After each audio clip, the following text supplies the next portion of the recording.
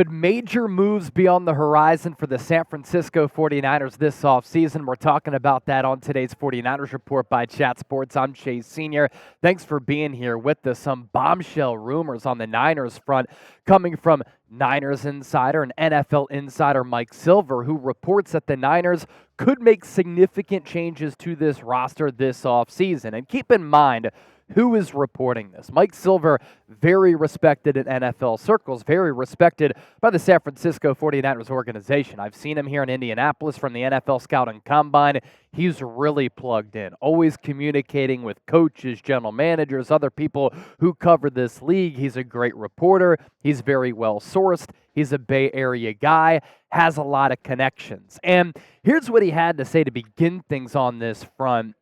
And it gives you kind of a peek into what the thinking might be from Kyle Shanahan as well as general manager John Lynch. In theory, head coach Kyle Shanahan and general manager John Lynch can reckon with their overtime defeat in Super Bowl LVIII, make some hard choices designed to keep the team competitive for years to come, and force-feed recent draft picks into the lineup to see if they've got what it takes. But what's the fun in that? More likely, Shanahan and Lynch will fight through their shared trauma, get off the mat, and come out swinging, something that could lead to aggressive moves in the draft and free agency and result in potential trades. Lastly, make no mistake, Silver continued, with star quarterback Brock Purdy on a rookie deal and rapidly rising salary cap, the 49ers are in it to win it once more in 2024. So you think about what this could entail for San Francisco looking ahead, and obviously the salary cap going up from the projected $243 million up to $255 gives San Francisco a little bit more financial wiggle room here. The Niners could potentially trade up in the 2024 NFL Draft. What's interesting here is that today, cornerbacks, tight ends meeting with the media, and Kool-Aid McKinstry, excellent cornerback for Alabama under Nick Saban. Good ball skills, good length, very good athlete. Might not have that long vertical speed, but I love his game. He's one of the top corners in this draft class. He met formally with San Francisco.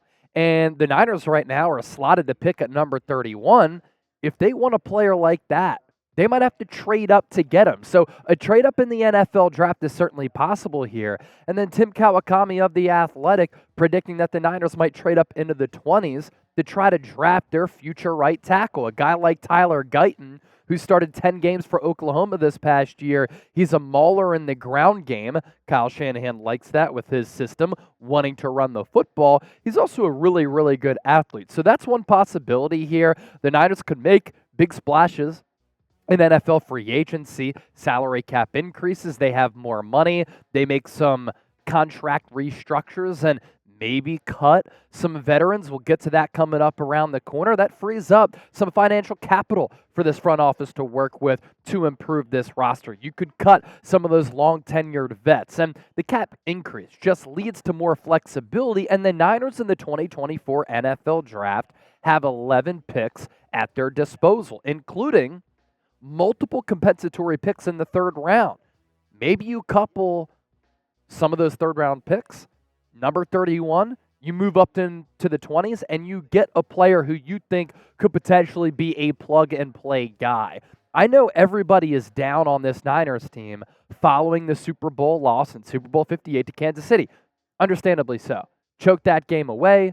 You shot yourselves in the foot multiple times, and this team and this organization, this fan base, they've been snake-bitten since 1994. They had 5 Super Bowls then. They still have 5, and here we are in 2024. But this team is still supremely talented and has a realistic shot in 2024. So why would you just be content and sit idly and just bank on this roster running it back? Why not try to make some changes? Why not go all in? Why not be aggressive? You think that when Apple came out with the iPhone, they were just content with the original model? No, because then Android and Google and all these other companies started to come out with other phones, and the technology was really good. And what did Apple do? They got aggressive. They weren't content. they made the necessary changes, even though they were and still are the number one cell phone carrier and cell phone brand, because competition brings the best out of everybody, and they have to continue to get better, and they're a really aggressive business. Also keep in mind here that Mike Silver has known Kyle Shanahan since Shanahan was like 15 years old. Rob Stats Guerrera, friend of the show, pointing that out over on the Gold Standard Podcast Network. And Mike Silver covered Kyle Shanahan for a long time, obviously, and has with the Niners. He covered John Lynch way back in his playing days when he was putting together a Hall of Fame career. He's also been on the Niners beat for a really long time, growing up in the Bay Area. He's a Cal guy. He's extremely tied in the NorCal region, San Francisco region. Let's go back to Mike Silver here. More bombshell stuff from him. Tough decisions may be coming, possibly involving productive veterans who played a big role in the franchise's recent run of success. They have a better sense of which valued veterans might already be declining, some of them in ways most of us can't necessarily see. All great businesses, going back to that Apple reference, have foresight. They can look ahead. And the Niners, Kyle Shanahan, John Lynch, probably look at this roster right now. They can tell which really special and productive veterans are starting to fall off just a bit. And whether it's a product for a company or whether it's an athlete, when you see that slight dip in production, sometimes it's better to move off early as compared to late. Coming up next, which marquee veterans could the Niners move on from? Interesting stuff on this front. Stay tuned. But first, today's 49ers Report is sponsored by Prize Picks, the #1 daily fantasy sports app in North America and the largest independently run DFS app in North America. $100 deposit match coming your way. If you go to prizepicks.com/CLNS, you can withdraw your winnings right from the app, which is a free download. And even though football season is in the rear view, tournament basketball is coming up around the corner. NBA playoff basketball is on the horizon too, so you can get in on the action with your Prize Picks there on the hardwood. But also, we're here in Indianapolis, 2024 NFL Scouting Combine, 40-yard dash is currently taking place right now at Lucas Oil Stadium, a stone's throw away from where we're bringing you this show. Live from Indy, Troy Franklin, wide receiver.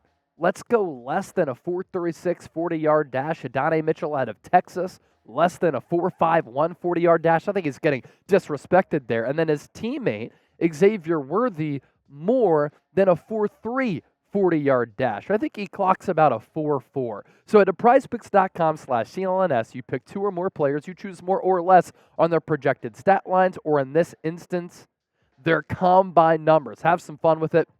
Win up to 25 times your money, like myself, producer Trace, have been able to do this year. Now, the Niners here have to, of course, be mindful of the salary cap right now, as well as in the future. This is a very expensive roster, and while the salary cap is going to continue to increase because business is booming in the National Football League, you have to obviously have some financial wherewithal, if you will. And here are the top 10 cap hits for the Niners going into 2024. Trent Williams, older player, still playing elite football, but older player, cap hit of $31.5 million. Deebo Samuel signed that big contract. Last year he was bad and injured. This year he was injured. $28.6 million. Eric Armstead is another player who the last 2 years, and he's been important to this Niners defense, hasn't been available enough. His cap hit this season, $28.3 million.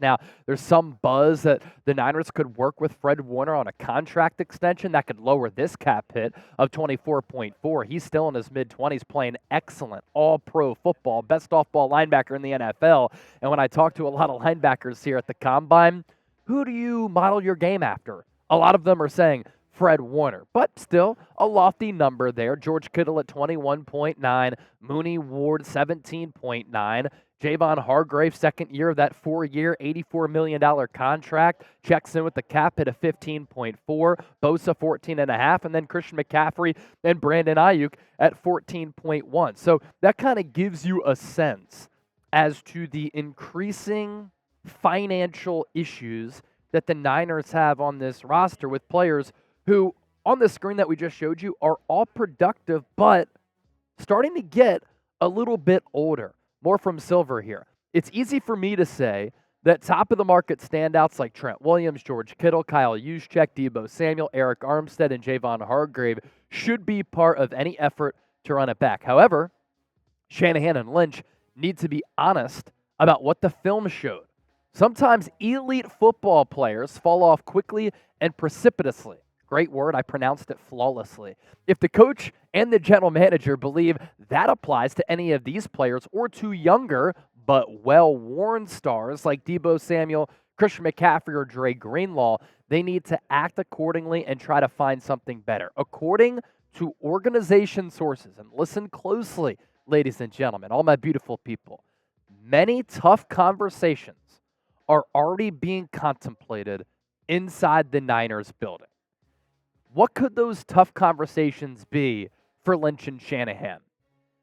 Let's run through a couple of players here and the financial implications that could come to the horizon, to the forefront, if the Niners were to move on from some of those younger but well-worn players. First up, Deebo Samuel. If the Niners wanted to cut Deebo Samuel, pre-June 1 dead cap charge of $26.4 million, you only save $2.1 million.